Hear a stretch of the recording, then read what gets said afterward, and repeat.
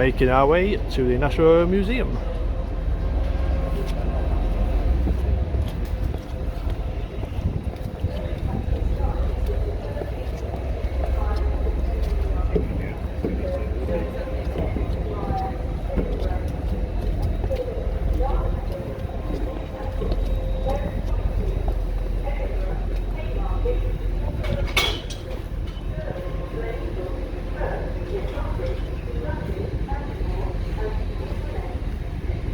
Do my thumbnail YouTube in the museum. Yeah.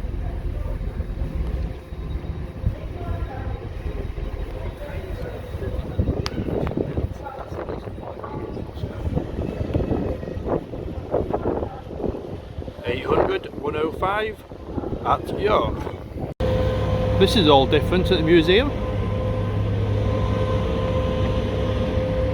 The buffet coach has gone. The subway has been filled in.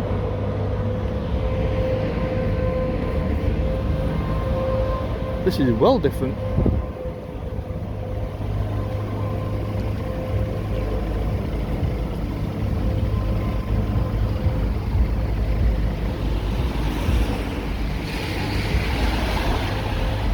And yeah, that side has been completely pulled down, demolished.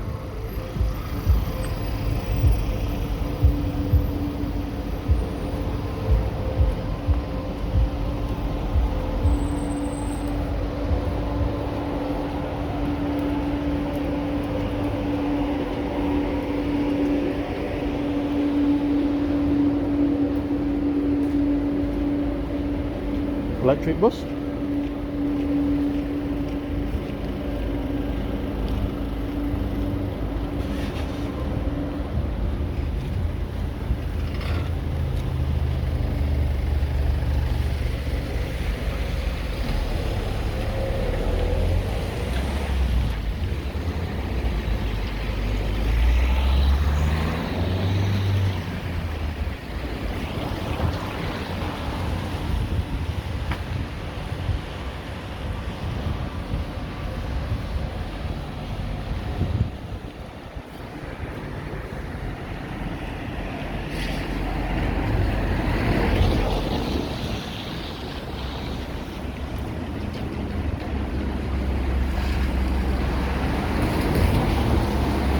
So here we are at the National Railway Museum at York.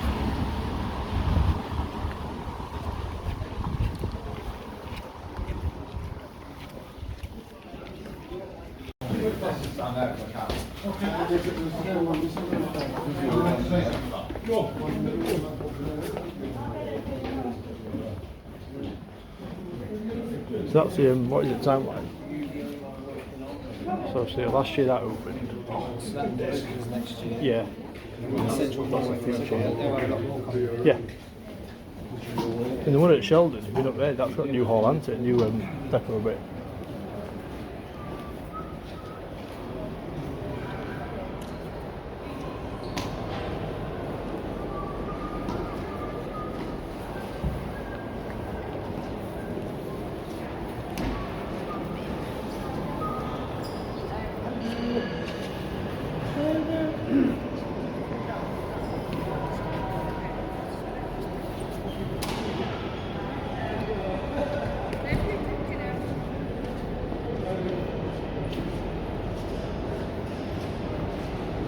There's old George Stephenson.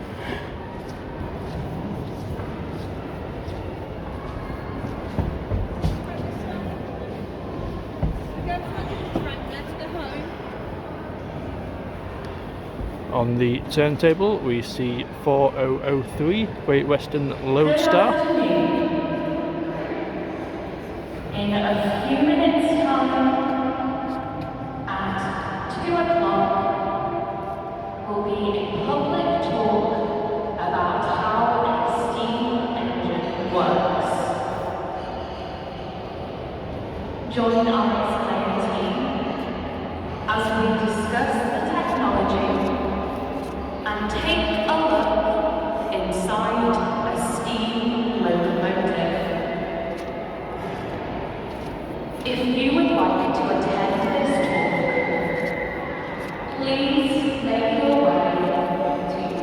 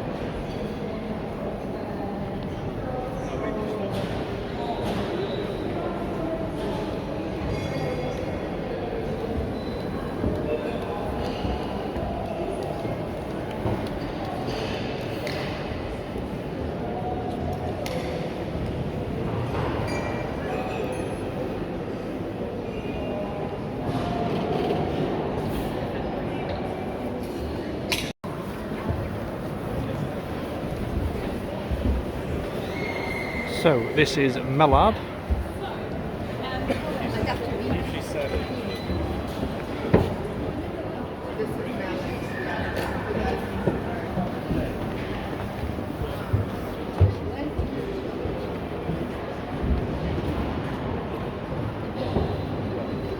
Built in 1938.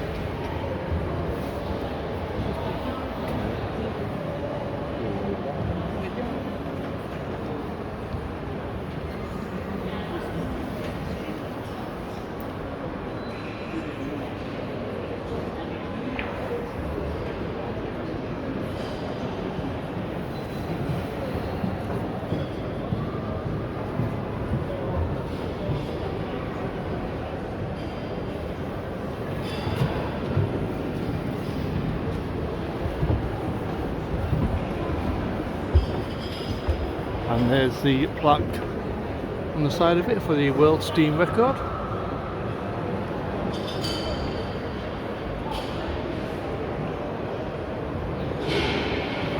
(126 miles per hour).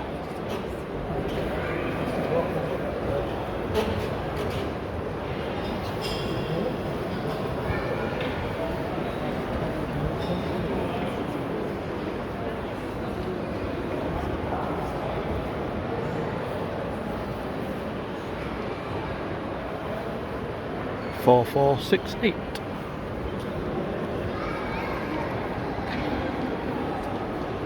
Here we see a brush, 47798.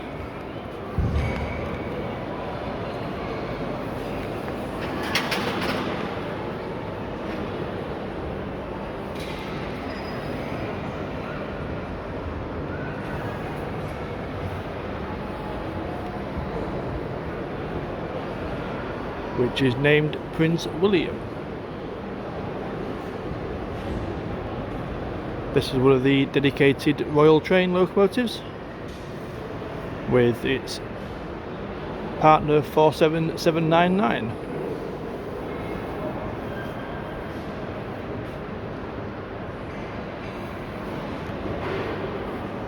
Electric Loco 84001 in BR Blue.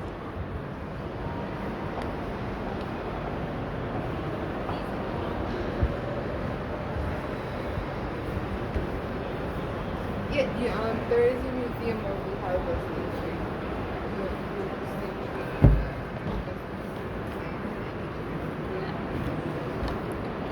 Station. 737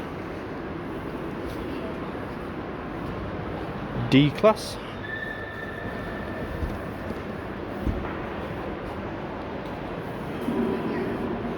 Japanese bullet train.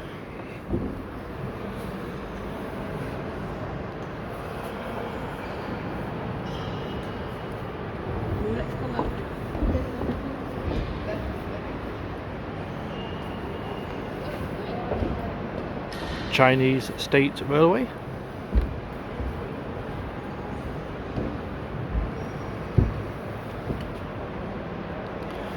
(28249), which is a Watford railway coach.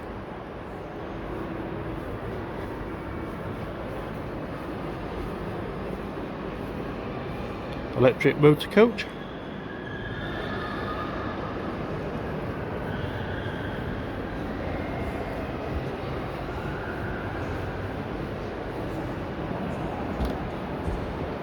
Box Hill.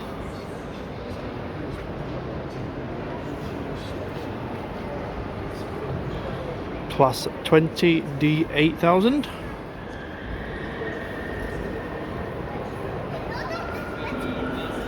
(92220) Evening Star.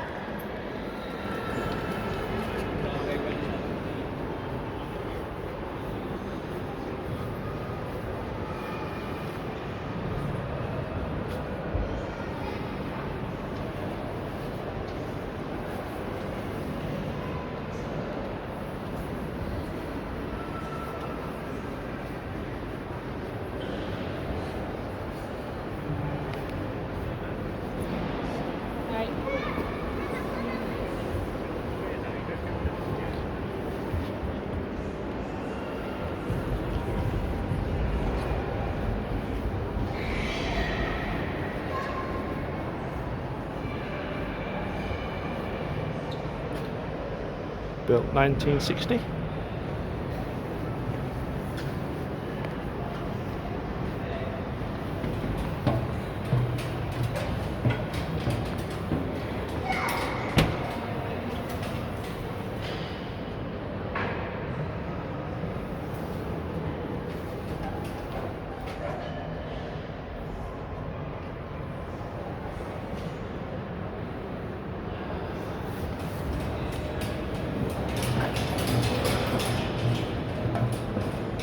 Alongside Henry Oakley, number 990, which is a GNR locomotive.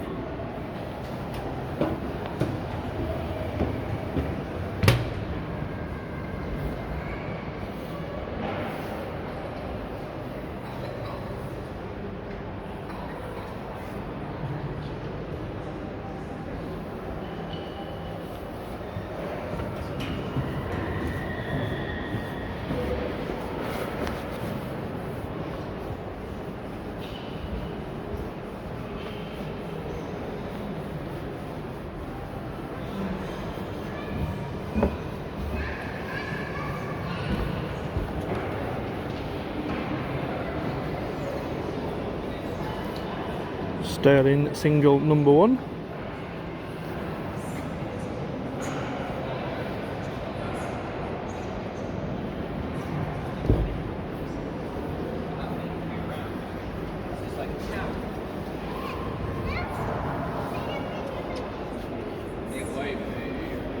Q1 from 1942, or C1.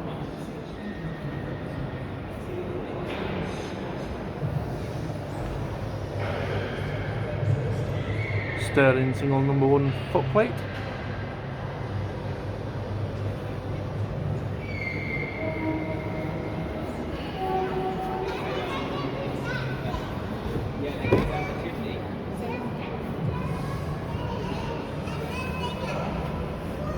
Number 3 copper knob.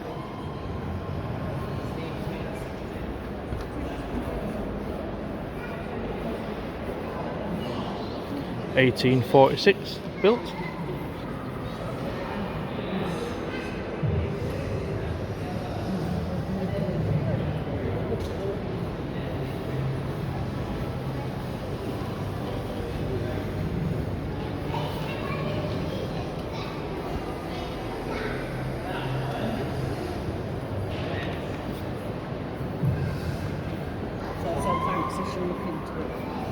Duchess of Hamilton's tender.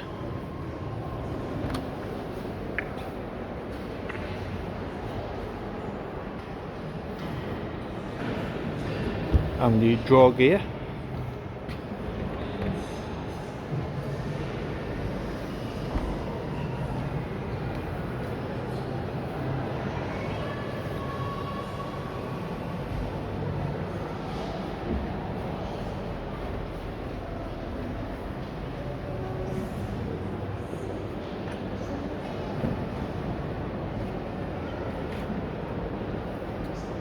This has a water capacity of 5,000 gallons.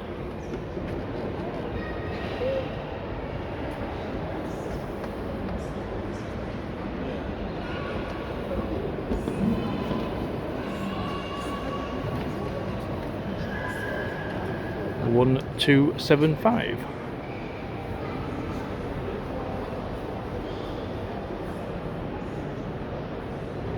Built 1874.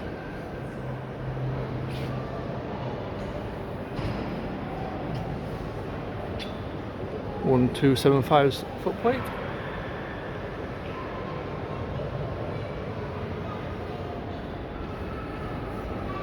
Little Pete.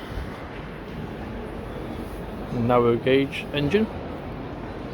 And a new Hitachi Azuma cab.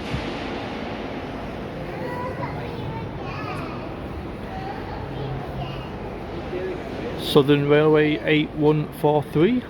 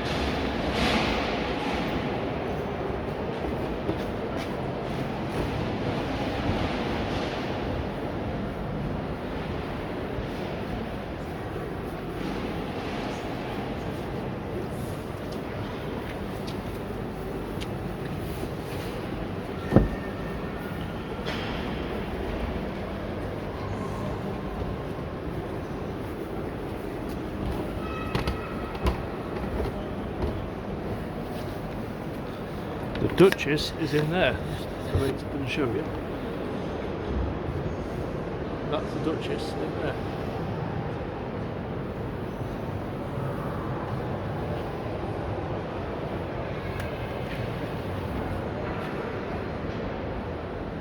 (6229) Duchess of Hamilton.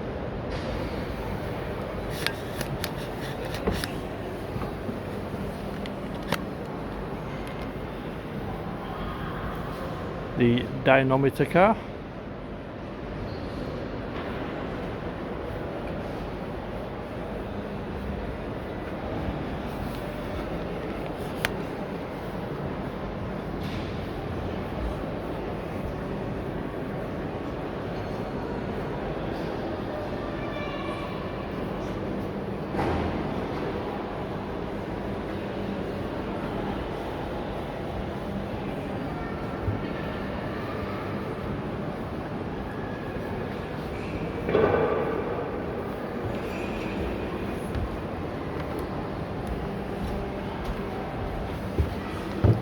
This bridge gives a great view over the museum's Great Hall. As you can see pretty much everything from here.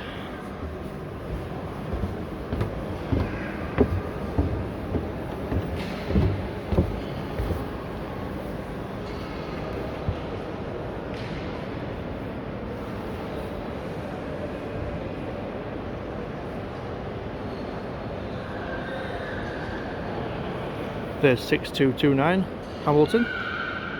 Oh, sorry, Duchess of Hamilton.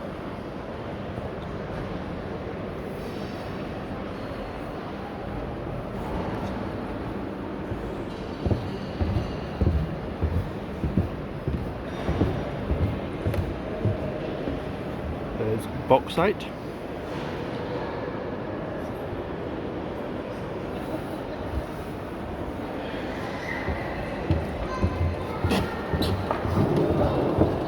There's Stephen down in the shop.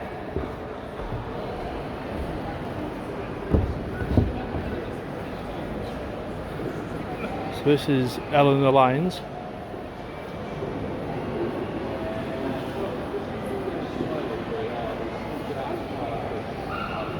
And the normal side, which is 35029. 71000's cab.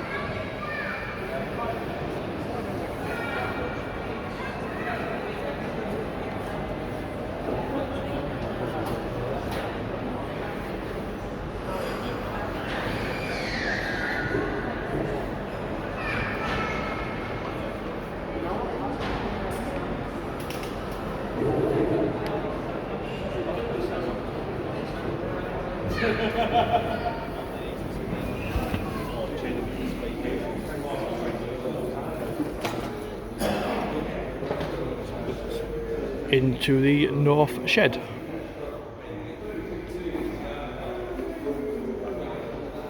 Which is where a lot of the archive stuff is held.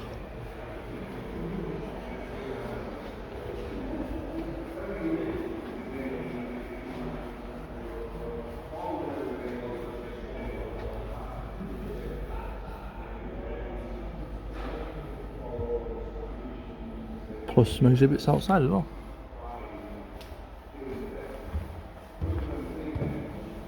Including 09017.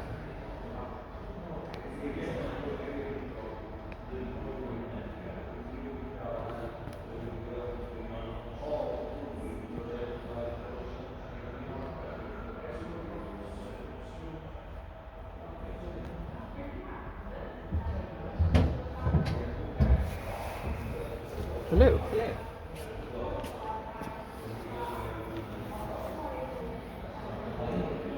Deltic D9002.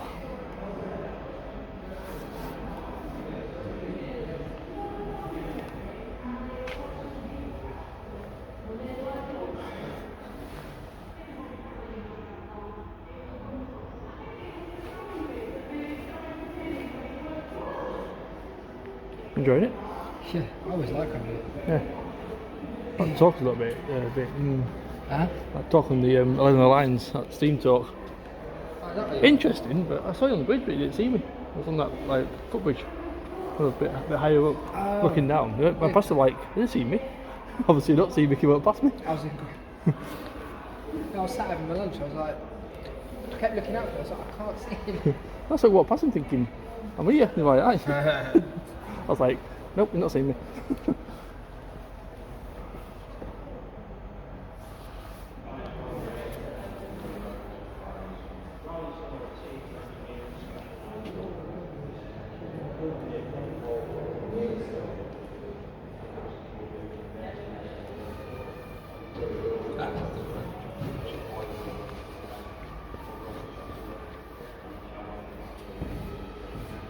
They definitely moved stuff around. Yeah, I noticed a lot of stuff They've moved. moved a lot of stuff.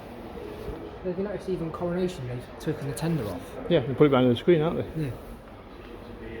And obviously Eleanor Lyons was opening the main entrance to coming in. That's not moved, this is moved. The 47 was out there in the yard, that's now in the main shed. Yeah. So yeah, definitely been a change. We've now got the Terrier here, boxing. Yeah. Which wasn't here No. for a long time. Load stars on the turntable, that wasn't the last time I saw it. Well, because the Class 40 has moved to Shildon. Yeah, that's right, yeah.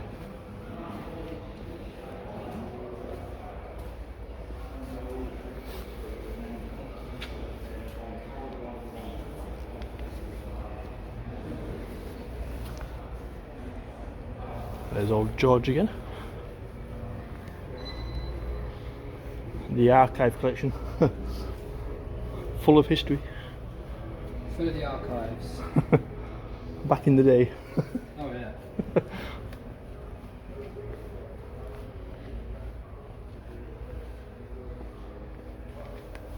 I mean, just imagine like having models like that just sat in your house. Yeah.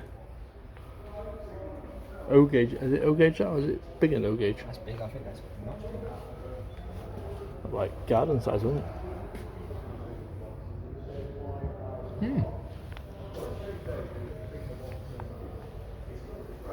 I think that black tender belongs to that, you know, the Southern Q1 that they've Oh yeah, in the taken museum, the yeah. tender off. Belongs to that. I'd love to know why they've taken the tenders off. I don't know. This is just room, I suppose. Because there's one empty bit of track as well. Yeah.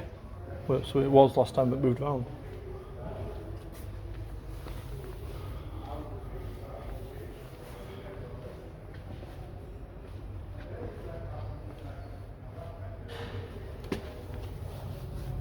Shop. Yep. Nameplates. St Blazy. Yeah. In Cornwall. County of Wales or something.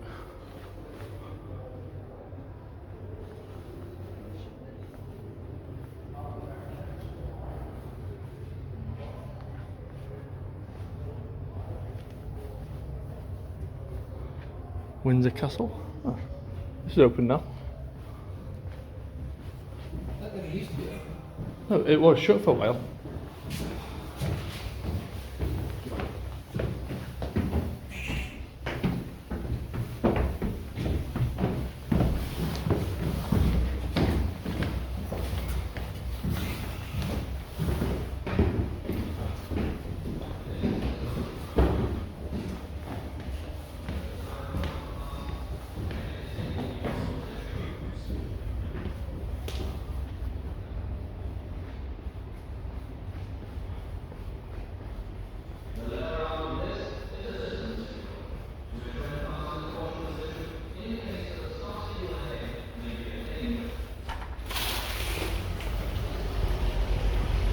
The viewing balcony overlooking the East Coast Main Line with a 158 on the Scarborough line.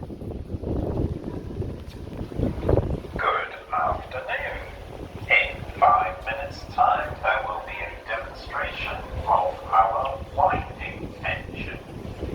Join our explainer team as we turn on the engine and share information about how this technology works. If you would like to see this demonstration, please make your way to the winding engine in front of the windows by the eastern gate. So that's our winding engine demonstration starting in 5 minutes time. Off your railway station. You've got to time it right though. You know, my hand is very much over that balcony. So You even if I get drop my timetable. phone, and you've got the spare there which isn't showing anything. No. I think this is bloody brilliant. It reminds me very much of the Crew Heritage Centre. You can actually have the viewing gallery on top near the signal box, so you can see all the ins and outs of Crew. Bloody brilliant. Oh, the Minster. Yeah.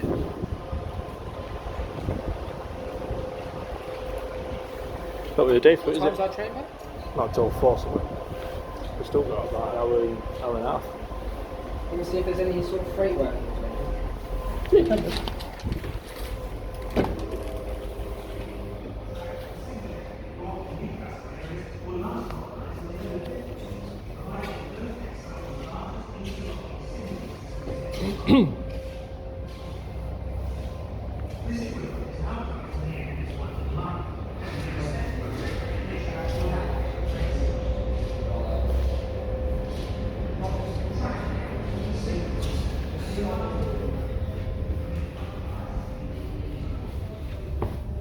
Overlooking the archive area in the north shed.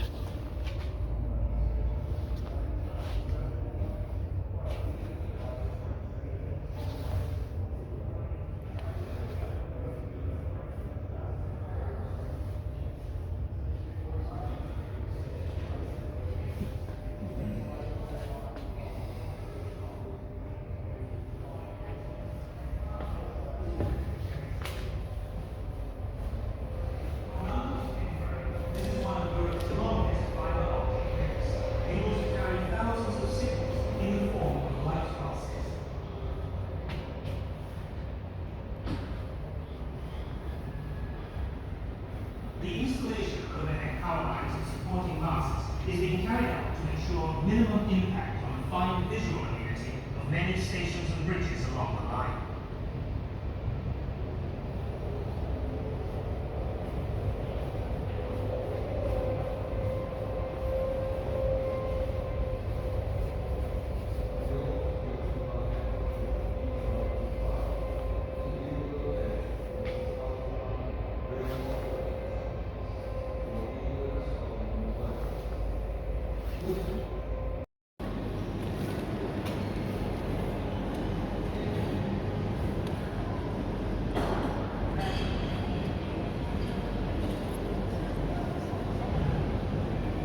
Okay, if you're here for the steam engine talk, we're going to be starting down this end of the locomotive, so I invite you to head down this way.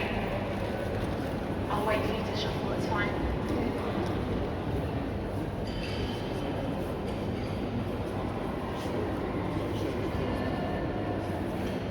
Amazing, so good afternoon everybody, and welcome to the National Railway Museum. My name is Sarah, and over the next 20 minutes or so, we are going to be thinking about how a locomotive like the one behind me would have worked. Now, it may not seem like it, but this is going to be just a very brief overview about how a steam engine works. So if at the end of my talk you have any further questions or if you need anything clarifying, I'll be hanging around for a little bit, so do feel free to come speak to me. I can't promise I'll be able to answer your question, but I will do my best. Also, you may notice that our steam locomotive is colour-coded. If you haven't noticed, I'm telling you, it is colour-coded. So as we are going along the talk, you can see the colours and you can maybe start to make some connections and decipher what might be happening as we head further down our engine. So, before we get into the nitty-gritty, we are going to have a little bit of an introduction to the engine behind me. So this is Element Lines, and Element Lines was built for British Rail in 1949, which is just 2 decades before the end of steam service in the UK. So this is a lovely example of how a steam locomotive would have looked at the end of the steam era, in comparison to something like Stephenson's rocket, which is at the very beginning of the steam era. Although a lot has changed over those 120 years or so, we'll also see a surprising amount of continuity between the design. So I would recommend, after the talk, going and finding our section model of Stephenson's rocket, which is just down that way in and have a look inside there and see which things you can spot which are very similar to Element lines. So Element lines ran a regular service between London and Dover, and it did so until just a few years before the end of steam service, when it was taken out of service, put in a warehouse, then thrown away, and then we saved it and sectioned it so we can do talks like this one. So, lots of history of our engine out of the way, we can get on to thinking about how it would have worked. So as I mentioned, we will be starting at the back of our locomotive and making our way down to the front. So we'll be starting with this section just here, which is the tender. So you can think of the tender as the fuel wagon of our locomotive. It is going to house the two things that we need to get this going. So at the top, in that sort of sloped section that is colour-coded black, would have been housed the coal, approximately 6 tonnes of coal. That section is nicely sloped so the coal can slide down for easy access for our crew members who will be found in the next section of the locomotive. In the bottom of the tender, the bit that is that nice dark blue, would be the water, approximately 6,000 gallons of water. There are a couple of ways that you can get water into your locomotive when you are on the go. The first way is through something called a water scoop. So a water scoop would have been found at the bottom of the tender, and as the name suggests, it is a little scoop that could be lowered so that when a train is travelling over a trough in the line that is full of water, they would be able to lower it into that water, and then the force of the locomotive travelling through it would force that water up into the tender. You can about half fill your tender using this method. Element lines does not have a water scoop. It doesn't for two reasons. One, it didn't really need it. It was only running the relatively short route between London and Dover, so wouldn't really need to pick up that much extra water when it was on its travels. And secondly, Southern Rails, where Element Lines was running, was going through the process of electrifying their lines, and they made what I think is the fairly sensible decision to not put lots of water next to all the electricity. Other engines, something like Mallard that you can see behind you, would have been equipped with a water scoop, because Mallard would have run a non-stop service between London and Edinburgh, and as the name suggests, it is non-stop. You cannot stop to pick up water on your way, so you need a water scoop instead. But if Element Lines does not have a water scoop, how does it get water into its tender? Well, if you look just over here, you will see a big green tap looking thing. That is a water tower. So Element Lines and locomotives like it would have parked themselves under a water tower, and they would have filled up with water that way.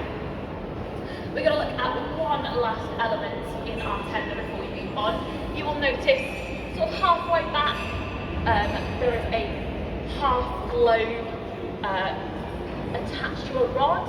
That is the float or the buoy, and that allows our crew to see how much water they have left in their tender, so they know if they need to fill it up anymore. It's very important you have enough water in your locomotive, and you might be thinking, of course, you need the water to make steam. Yes, that's not the only reason. I'm going to leave you in suspense, and we'll come back to it. But for now, we are moving on to the next section of our locomotive, the cab. So, you may have heard this referred to as a footplate. If you're getting very technical, the footplate is actually just that little metal section between our tender and our cab. But if you refer to it as a footplate, most people will know what we're talking about. But the cab is where you will find your two crew members on your locomotive, your fireman and your driver. We're going to start with the more senior member of the crew on our locomotive, which is the driver. So, a driver on a service like Element Lines would be a veteran on the railways, probably working on the railways for about 40 years or so by the time they got to drive something like Element Lines. So working their way up from working on jobs around the engine shed up to being a fireman, driving a smaller service, and then to something like this. So, our driver has access to three main controls.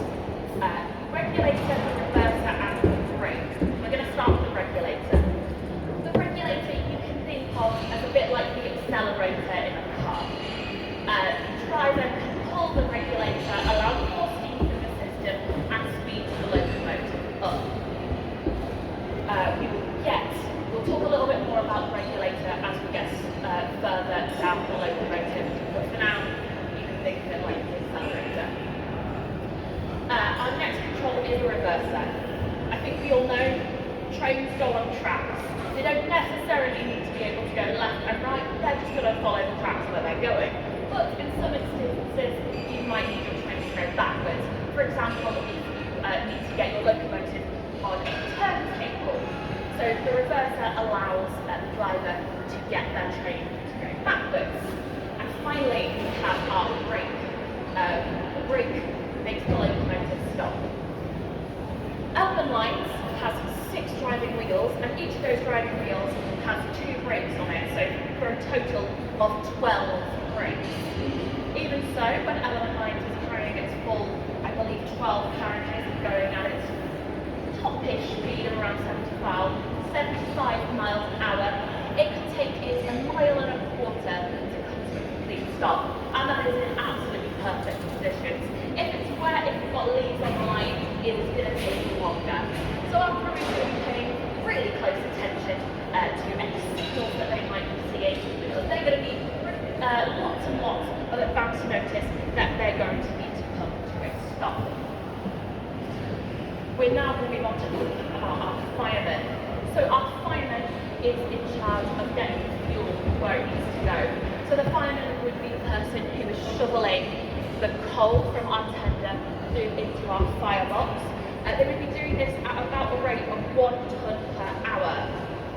It's a very labour-intensive job, but it's also a surprisingly skilled job because, as you'll probably be able to see a bit better when we go through to the next section, the draw into the firebox is very little. And also, you need to make sure that you have a nice, even spread of coal across your firebox, in hot spots and cold spots. So very skilled, very labour-intensive. The fireman is also in charge of getting the water where it needs to go. So they would ensure that the water gets from our tender into our boiler. A fireman on a service like Element Lines would also be a very experienced member of the train crew. Also would have been working on the railways for a few decades, and may well be a driver on some smaller services as well. So very, very experienced senior members of railway staff. One last thing we're going to think about in our cab is a pair of gauge glasses. So these would have been mounted in our cab, and that would show the level of water that we have in the next section of our train. There are two for 2 reasons. One, this was before safety glass, so the water in those gauge glasses would be really hot, and occasionally it could cause that glass to shatter. And if that shatters, you're definitely going to want to still tell the level of water you have. Secondly, you have that as a safety precaution. You're always going to want to take the lower of those 2 measurements just to make sure you definitely have enough water. We are now moving on to our firebox. So the bit that is coloured bright yellow. So, firebox, as the name suggests, is the box where we keep the fire. So our fireman is shoveling our coal into here, and we've got a fire roaring. There are a series of grates at the bottom of our firebox which you might just be able to see. These are there for 2 reasons. Well, it's for 2 reasons. First reason, as coal burns, it produces ash. If that ash is hanging around the bottom of your firebox, you're going to have a very inefficient fire. So those grates allow the ash to fall through. On early locomotives, there would have been nothing underneath the grates to catch that ash. So it would go directly onto the lines, occasionally setting fire to the countryside. So innovations were made, and now on locomotives like Element Lines there would be something called an ash can underneath, which would instead catch that ash, then be cleared once the journey had been completed. Other reasons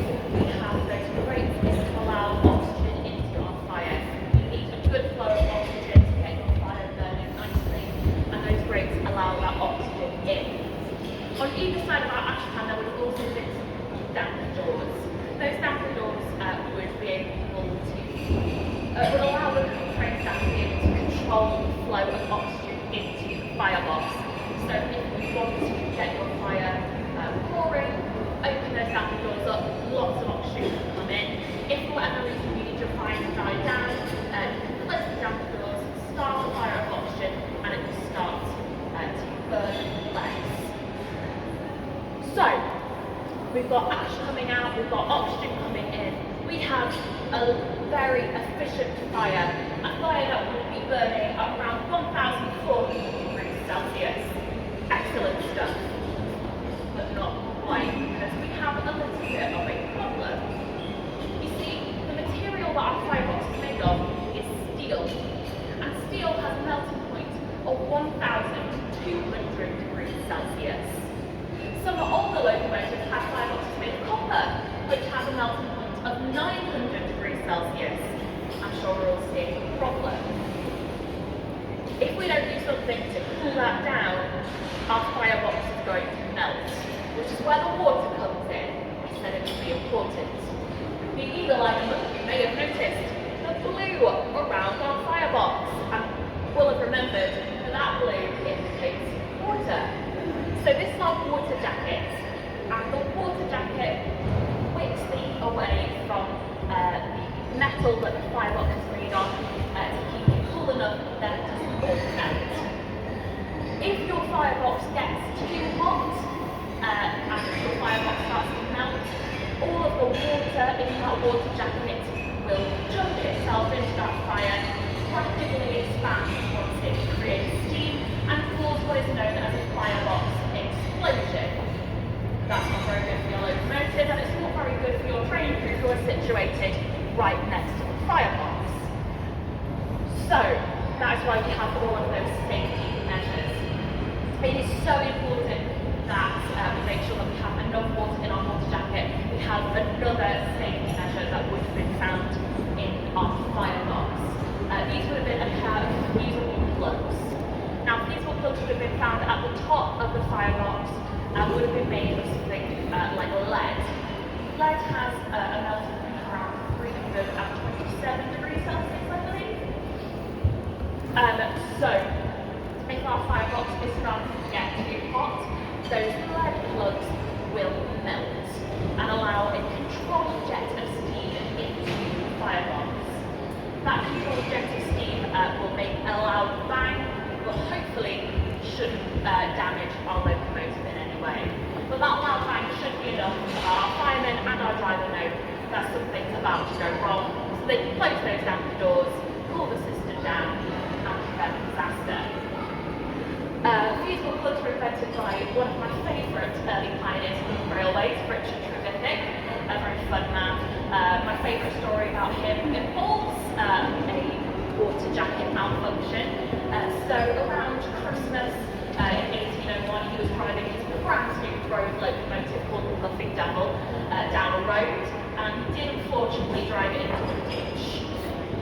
So he and his friends went to the pub to have a nice drink, figure out how they were going to get their locomotive free, and while they were in the pub, the water jacket boiled dry and the engine burned down. Luckily no explosion, no one was hurt, but still a bad day for Richard Trevithick. So he is who we have to thank for fusible plugs. The final element we are going to look at in our firebox is the bit that is striped red and white on the side. That is our brick arch. Predictably, that's there for two reasons. One, as the air is going through, is drawn in through the bottom of our firebox and through into our boiler, which is our next section of the locomotive, it's being drawn through so strongly that it can actually pick up lumps of coal. So our brick arch is there to ensure that those lumps of coal are drawn through into our boiler. If that happens, it's going to heat the water less efficiently because there'll be less hot surface area to heat up that water, and also you're probably going to do a bit of damage to your locomotive. The second reason it's there is that if given the chance, all of the air coming in through the bottom of our firebox will head straight into those pipes. By having the brick arch there, it can't take that shortcut, and it has to circulate all the way through the firebox and get nice and hot before it can then go through into the boiler. Just a minute before we head on, that bright yellow colour is indicating our hot gases. So that will be relevant in our next section, which is the boiler. So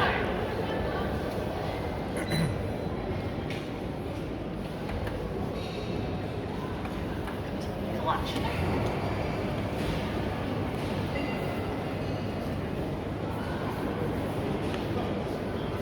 So here we have our boiler. This is where our steam is being made.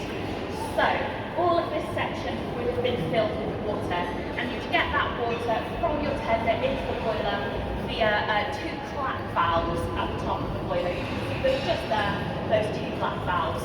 That is where the water would come in from. So you can see that those big tubes are painted yellow on the inside.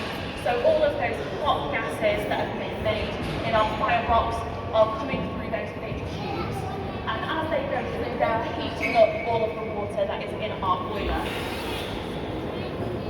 So the water is heating up and it's producing steam. And steam, being a hot gas, will rise to the highest point it can. So you can see that thin strip of light blue at the top. That is our steam.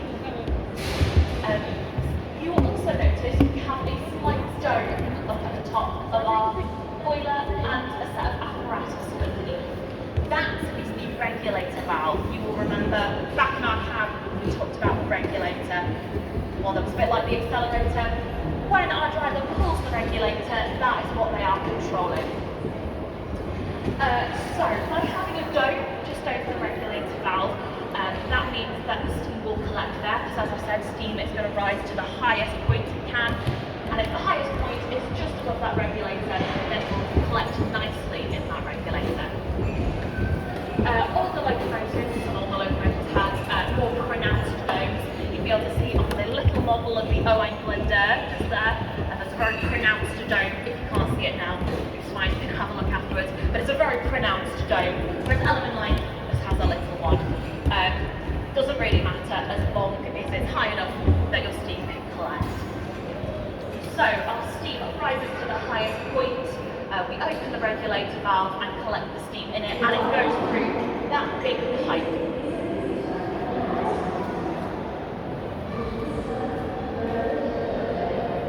Does that affect anybody?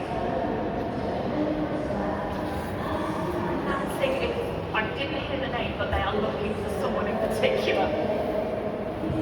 I'm sorry, I am going to listen just in case it is important.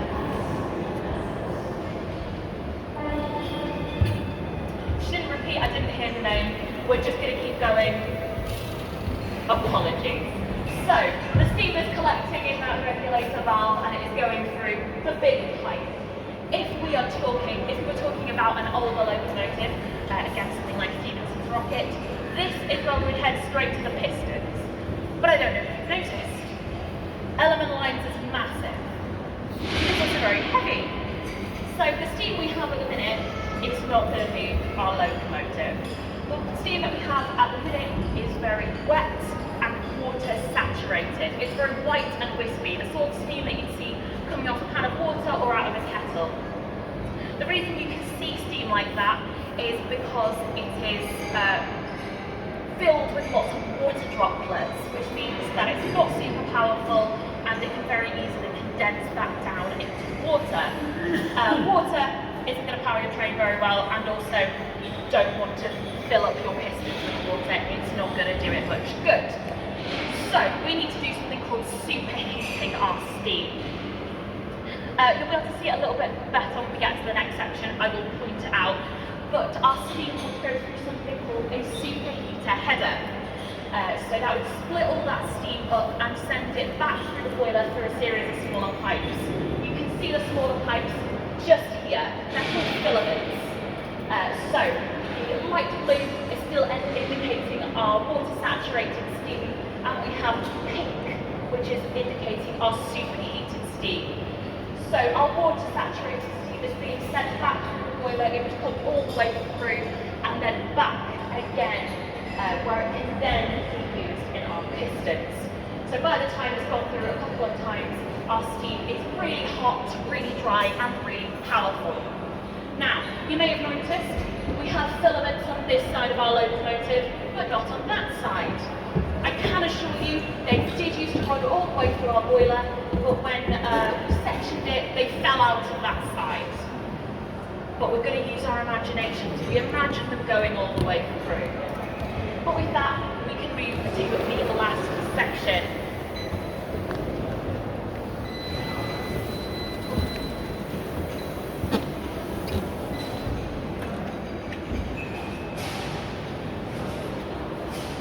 Lovely stuff. So, for those of you wondering, this bit that has the light blue and pink colouring just there is our superheater header.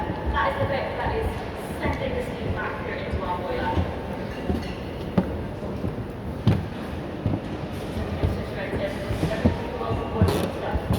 So, we now have our very hot, powerful superheated steam where it can be sent to the 3 cylinders. So another line is a 3-cylinder engine. There would be a piston in either side and a bit in the middle, which is helping our 2 pistons along. We're going to be following the piston at this side because it's the one we can see. So our superheated steam is coming down through this pipe and into this series of apparatus here. So in our top chamber we have this series of valves. In the bottom chamber we have our piston. See that there are these 2 silver discs in our top chamber. It's a bit difficult to see, but behind those discs is a hole. So really hot steam comes down through that pipe and come in from that hole. There, it will filter down through that section that's coloured white and pink into our piston chamber. This is the first will have to expand, so expand it does, and the force of our steam expanding will push the piston. You will then see that the piston is attached via lots of connecting rods to our driving wheels. So the piston moves and the wheels turn a nice 180 degrees, which is half a wheel turn.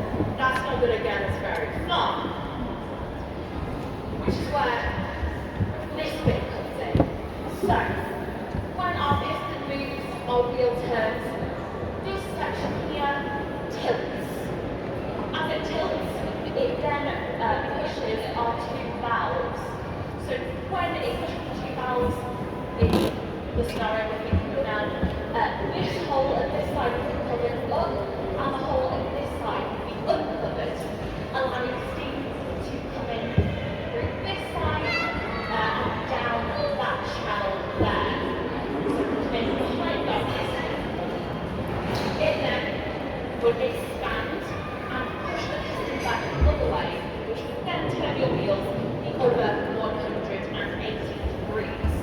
So 1 full wheel turn is 2 swipes of the piston. Just to put into perspective how quickly the wheels and the pistons would be moving when a locomotive was going at full speed. When Mallard was doing its broken run, when it got to 126 miles an hour, the wheels would have turned 8 times per second. So piston 16 times swiped in that 1 second. That is so fast I can't imagine it. But they're really working overtime. But once we have our steam, once we've used our steam, once it's expanded, it has been exhausted, and we need to get rid of it. So that steam, when the piston moves back this way, we'll be able to pull back up through this channel and instead send to the middle section, the bit that is painted white, which is indicating our exhausted steam. And then it can be sent up through something called a velocity train. So essentially, it is going from a pipe that is doing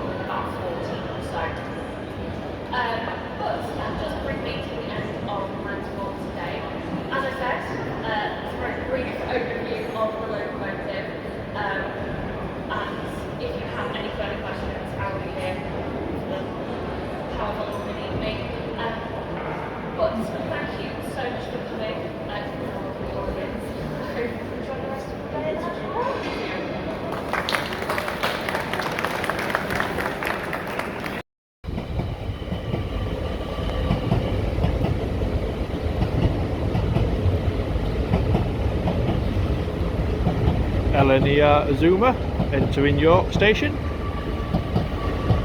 800 106.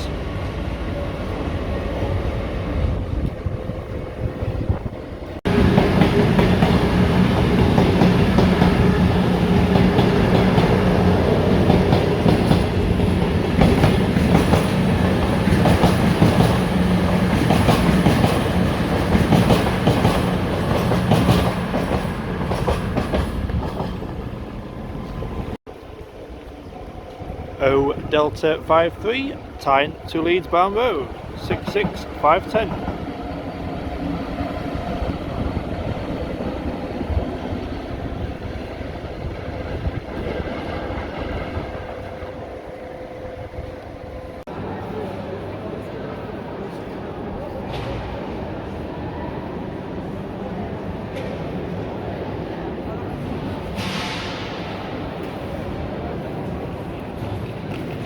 The oldest engine in here, the Aginori 1829, Woodhead route 26020,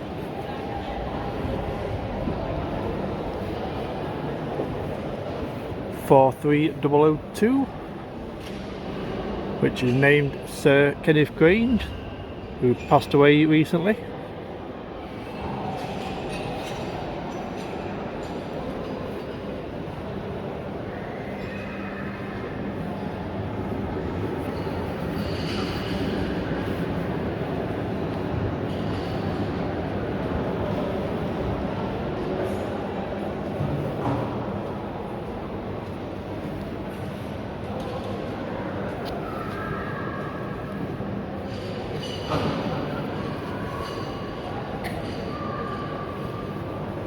And next to the 43 is 3308, the Eurostar car,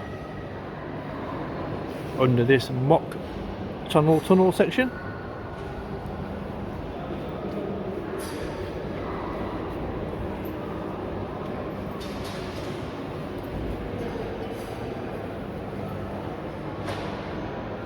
(43002).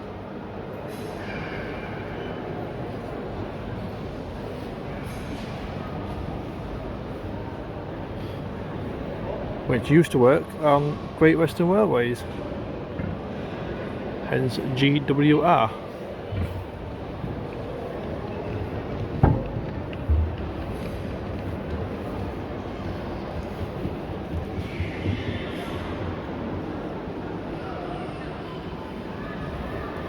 All the draw gear equipment.